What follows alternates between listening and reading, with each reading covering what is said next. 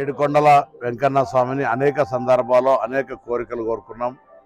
అన్నీ ఆ భగవంతుని కృపతో సాధించుకున్నాం. రాజకీయాల్లో ఉన్నత స్థానానికి పోవాలని పార్లమెంట్ మెంబర్ అయినాం. తెలంగాణ సాధించాలనుకున్నాం. ఆ భగవంతుని దయతో తెలంగాణ సాధించబడి 10 సంవత్సరాలు ప్రజలు కోరుకున్న తెలంగాణ లేకపోయినా తిరిగి ఇప్పుడు ప్రజల ఆకాంక్ష మేరకు ఆ భగవంతుని ఆశీర్వచనంతో తెలంగాణ మార్పు కోరుకొని ప్రజాపాలన ఇచ్చే విధంగా ప్రభుత్వం ఏర్పడ్డది. అందులో శాసనసభ్యుడిగా మంత్రిగా మేము ఇచ్చినటువంటి హామీలన్నీ అమలు చేసే విధంగా ఆ భగవంతుని ఆశీర్వచనాన్ని బలాన్ని ఇవ్వని అడుగుతాను. తప్పకుండా ఇది ప్రజల యొక్క పాలన కాబట్టి ప్రజాస్వామ్యయుతంగా ముందుకు పోయేటువంటి విధంగా శక్తిని ఏమైనా భగవంతుని ప్రార్థిస్తా ఉన్నాం.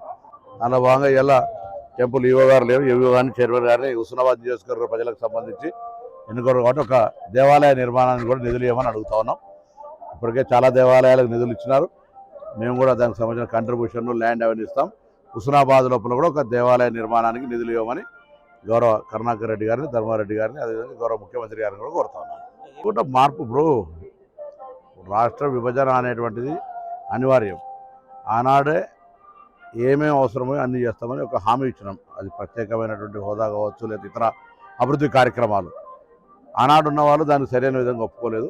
ఇప్పుడు ప్రజలకు విశ్వాసం ఇస్తాను. కేంద్రంలో మా పార్టీ అధికారంలోకి వచ్చి ఇక్కడ అధికారంలోకి వస్తే తప్పకుండా ఆంధ్రప్రదేశ్కు రావాల్సినటువంటి అన్ని విషయాల అభివృద్ధి కావచ్చు, హక్కు కావచ్చు, అవి ఇస్తాము. కాంగ్రెస్ ఇన్ ప్రిన్సిపల్గా మొత్తం అగ్రిమెంట్ చేసింది రాజ్యసభ లోపల ఆనాడు ప్రధానమంత్రి. సో ప్రజలు ఆ అంశాన్ని గమనించాలి. విభజన అనివార్యమైనప్పుడు తెలంగాణతో పాటుగా ఆంధ్రాకి ఏం ప్రయోజనం కలవాలి, అన్నదమ్ములు వేరుపడ్డట్టుగా ఇద్దరు కూడా బాగుండాలి కుటుంబాలు అనేటువంటి కోరుకునే వాళ్ళం.